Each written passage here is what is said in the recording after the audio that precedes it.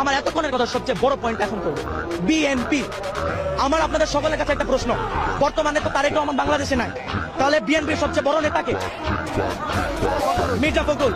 এখন আমি বলতেও হাসি পাচ্ছে আমার, মির্জা ফখরুল যদি দেশের সবচেয়ে বড় নেতা হয় বিএনপির, তাহলে গত 3 মাসে কেন মির্জা ফখরুলকে কোনো টক শোতে কিংবা কেন কোনো মিডিয়া ফেস করতে দেখা যায়নি?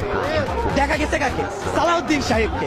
এখন আপনারা যারা পলিটিক্সের ভিতরে আছেন বা থাকেন তারা জানেন গত 10 বছর সালাউদ্দিন সাহেবকে ভারতে বিলাসবহুল ভাবে 3 স্টার রিসর্টে রাখা হয়েছে, তাকে সম্পূর্ণ সুযোগ সুবিধা দেওয়া হয়েছে, তাকে সেটিং করা হয়েছে। ভারতীয় দালাল কোথায়? তাই সে হচ্ছে, আমি নিজের মুখে বলবো, আমি জানি না আমি এটা বলার পর আমি বাঁচবো কিনা, আমি আমি আমি আল্লাহর আইনে আল্লাহর জমিনে যারা বলবো বিএনপি হচ্ছে ভারতের দালাল, ভারতের দালাল, ভারতের দালাল।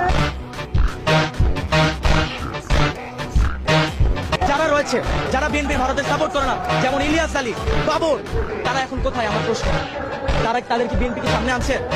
কেন আনছে না? কারণ বিএনপি তাদেরকে আনতে দিবে না, তারা ভারতপন্থী না, তারা ভারতের বিরোধী, এবং ভারত আর বিএনপিটা চায় না। তারা এখন এক হয়ে গিয়েছে, 2 সাপের 1 বিষ, আওয়ামী লীগ আর ধানের শীষ।